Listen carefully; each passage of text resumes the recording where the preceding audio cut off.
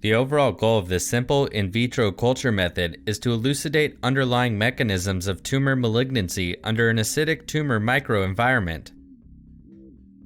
This method can help answer key questions in the tumor biology field, such as the underlying mechanism of cancer progression and malignancy in response to the tumor microenvironment.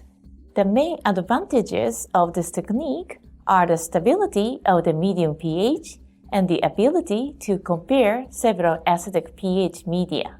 The implication of this technique extended towards therapy of not only cancer, but also other acidic disorders, because acidosis can be associated with various types of disease.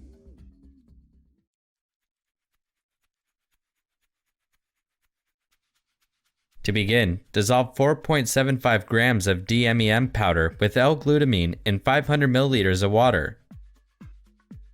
Also prepare a 0.33 molar sodium bicarbonate solution in a pressure-tight bottle.